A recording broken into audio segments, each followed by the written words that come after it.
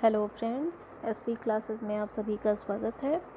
आज हम phylum protozoa में एपिसोड 2 में पढ़ेंगे अमीबा में प्रचलन अंग, लोकोमोशन इन अमीबा।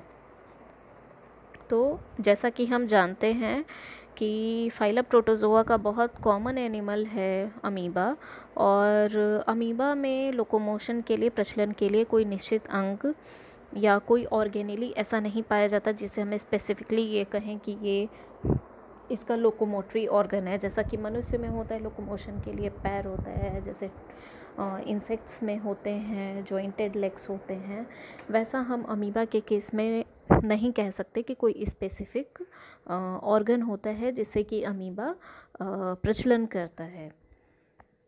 अमीबा में जो भी प्रचलन के लिए अंग होते हैं वो उसके सरफेस के, उसके बॉडी सरफेस के जो कुछ मॉडिफाइड पार्ट्स होते हैं, बदले हुए रूप होते हैं, जो कि समय समय पर प्रचलन का कार्य करते हैं, जिन्हें कि हम स्यूडोपोडिया कहते हैं। स्यूडोपोडिया कुछ और नहीं होता है, ये सिर्फ एक शरीर की सतह का एक उभार होता है, एक प्रवर्ध होता है, एक फॉल्स लेग होता है जिसे कूटपाद या स्यूडोपोडिया बोलते हैं, और यही जो है लोकोमोशन में सहायता करते हैं।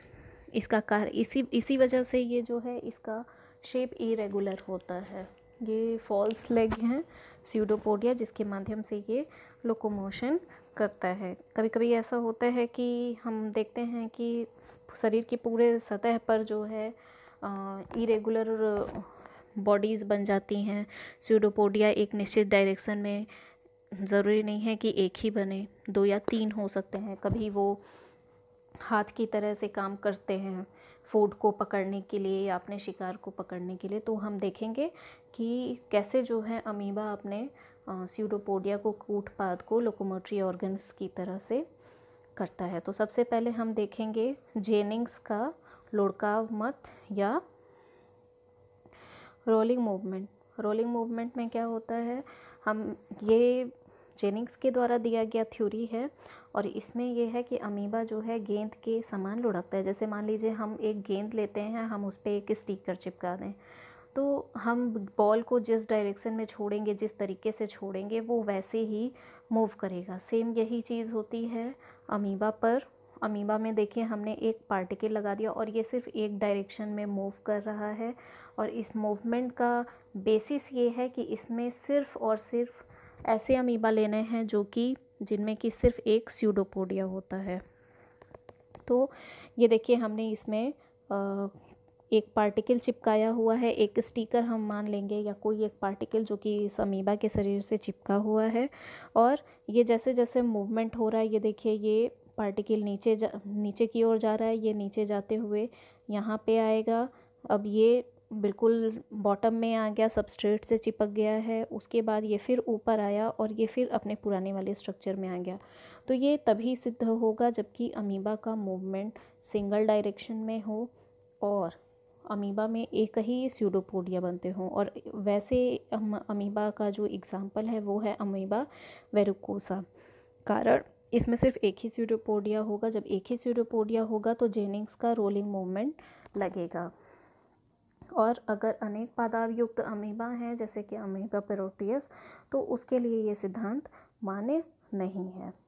दूसरा हम देखेंगे डेलिंजर का पदभ्रमण सिद्धांत या वॉकिंग मूवमेंट। ये एक ऐसा सिद्धांत है जिसमें कि अमीबा, जैसे कि हम चित्र देख रहे हैं, अमीबा अपने स्यूडोपोडिया को लेग की तरह से, पैरों की तरह से इस्तेमाल कर रहा है, और जो भी बीच में जो भी सामान आ रहे हैं, कोई पार्टिकल आ रहा है, तो अमीबा उस जगह पे अपने सतह को सिकोड़ ले रहा है। बिल्कुल वैसे ही जैसे हम कीचड़ में जब जाने वाले होते हैं या हमें कीचड़ को पार करना होता है तो हम अपने कपड़े सिकोड़ लेते हैं, वैसा ही अमीबा अपने बाकी के बॉडी को सिकोड़ ले रहा है और अपने स्यूडोपोडिया को पैरों की तरह से इस्तेमाल कर रहा है। तो ये एक ऐसा हिस्सा है, जैसे हम अपने कपड़े सिकोड़ते हैं वैसे ही अमीबा इसमें अपने एंडोप्लाज्म सिकोड़ता है, और स्यूडोपोडिया के द्वारा जो है ये चलता है। और वेंट्रल सरफेस जो है, जो ये देख रहे हैं हम, ये जो सरफेस है, ये निचला सतह जो है वो उठ जाता है। सिर्फ वही सतह ज़मीन से चिपका रहता है जो कि स्यूडोपोडिया के फॉर्म में है।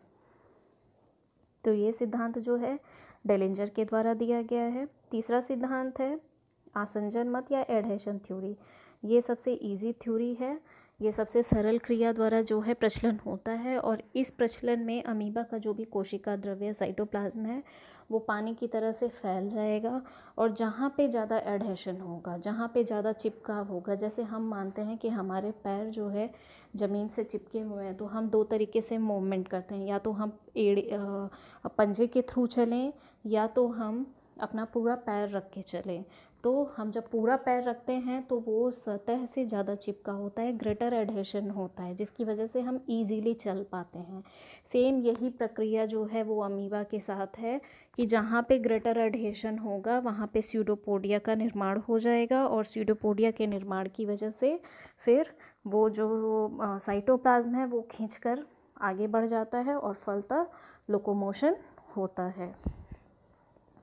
अगली थ्योरी है सरफेस टेंशन थ्योरी। ये एक ऐसी थ्योरी है जो कि बर्थोल्ड के द्वारा दी गई है। साइंटिस्ट का नाम आप ज़रूर याद रखिएगा, बर्थोल्ड ने ये थ्योरी दी थी, सरफेस टेंशन थ्योरी। ये सरफेस टेंशन एक फिज़िक्स का कॉन्सेप्ट है जिसमें कि तनाव के सिद्धांत पे अमीबा का प्रचलन कार्य करता है। तो इसमें ये है कि जब भी अमीबा मूवमेंट करेगा तो उसका मूवमेंट तभी होगा जहाँ पे उसके बॉडी के शरीर के जो सतह है वो किसी एक बिंदु पे तनाव महसूस करेगा। जहाँ पे तनाव महसूस करेगा, तनाव अगर कम हो जाता है तनाव किसी एक बिंदु पर कम हो जाता है, और प्लाज्मा लेमा जिसकी वजह से तनाव में होती है, तनाव की वजह से इसका जो है साइटोप्लाज्म है वो उस बिंदु से निकल जाता है। जो ही वहाँ निकलता है वहाँ पे कुछ मूवमेंट होती है जिसकी वजह से वहाँ पे पादप या स्यूडोपोडिया बन जाते हैं। पांचवा है, ये एक इम्पॉर्टेंट थ्योरी है, ये sol gel theory. Sol gel theory जो है इसमें आप देखिए ये अमीबा का स्ट्रक्चर है जो कि जिसमें प्लाज्मा सॉल जो है वो कि आगे की ओर बढ़ रही है, और जो ही ये प्लाज्मा लेमा से टकरा रही है, इसे मैं अच्छे से डिस्क्राइब करूँगी। सॉल जेल थ्योरी है, ये सबसे पहले हाइमन के द्वारा 1917 में दी गई थी। बाद में मास्ट एंड पैंटिन ने इसे दिया था, और यही जो है अब ये एक जो अमीबा के प्रचलन को बहुत ही अच्छे से डिस्क्राइब करता है। इसमें मास्ट के अनुसार कथन ये है कि जो भी जल में पाए जाने वाले तत्व हैं, कैल्शियम तत्व हैं, वो प्लाज्मा लेमा के संपर्क में आते हैं। बिल्कुल मैंने इसे एक एरो फॉर्म में दिया हुआ है। प्लाज्मा लेमा के संपर्क में आते हैं और चिपकाव होता है। जहाँ पे कैल्शियम आएंगे वो प्लाज्मा लेवल से चिपक जाएंगे, एक चिपकाव होगा। वहीं पर प्लाज्मा मेम्ब्रेन जो है वो आधार से चिपक जाएगी। जिस स्थान पे ये कैल्शियम के आयन चिपकेंगे उसी स्थान पर प्लाज्मा मेम्ब्रेन जो है वो आधार से चिपक जाएगी। आप मेरे वर्ड्स को बिल्कुल नोट करते चलिएगा। कुछ वर्ड्स मैंने सेंटेंस इसमें लिखे नहीं हैं, लेकिन मैंने इसे एरो के मेथड में दिया हुआ है। अगर आपको ये नहीं समझ में आता है तो प्लीज़ आप इसे मेरे सेंटेंस को लाइन बाय लाइन लिख लीजिए। तो जब ये आधार से चिपक जाती है तो वहाँ पर जो प्लाज्मा मेम्ब्रेन होती है वो कमज़ोर हो जाती है, और जो प्लाज्मा जेल है वो प्लाज्मा सॉल में बदल जाता है। ये देखिए यहाँ पीछे मैंने एक वर्ड नहीं लिखा, यहाँ पे जो है प्लाज्मा जेल जो है वो प्लाज्मा सॉल में बदलेगा। यहाँ पे प्लाज्मा जेल जो है वो सॉल में बदलेगा और आगे की ओर बढ़ेगा। आगे की ओर बढ़ने पे यह फिर प्लाज्मा सॉल जब दीवार के संपर्क में आता है, प्लाज्मा लेमा के संपर्क में आता है, तो वो फिर से प्लाज्मा जेल में बदल जाता है, स्यूडोपोडिया में बदल जाता है, जिलेशन हो जाता है, और वो फिर से जो है स्यूडोपोडिया का निर्माण हो जाता है। तो इस तरीके से सॉल और जेल में बदलने की क्रिया होती रहती है। सॉल जो है आगे बढ़ता है, प्लाज्मा लेमा के संपर्क में आता है और जेल में बदल जाता है। जो ही वो जेल में बदलता है वहाँ पे एक स्यूडोपोडिया का फॉर्मेशन हो जाता है। जब स्यूडोपोडिया बन जाती है तो वो हिस्सा आगे ढकेला जाता है, मूव हो जाता है। तो इस तरीके से स्यूडोपोडिया बनते हैं, पीछे की ओर जाते हैं, सिकुड़ते हैं, लुप्त होते हैं, और अमीबा में मूवमेंट होता रहता है। तो दोस्तों आज ये मैंने आपको बताया अमीबा में लोकोमोशन कैसा होता है। ये 3-4 टाइप्स हैं जो कि इजी हैं, लेकिन आपको ये सिर्फ इसलिए बताया गया ताकि आप सिर्फ साइंटिस्ट के नाम याद रखें और लोकोमोशन की जो प्रक्रिया है उसे एक सिंपल वे में समझ जाएं। तो दोस्तों आपको मेरी क्लास कैसी लगी, प्लीज़ आप लाइक, शेयर और सब्सक्राइब ज़रूर करिएगा। Thank you so much.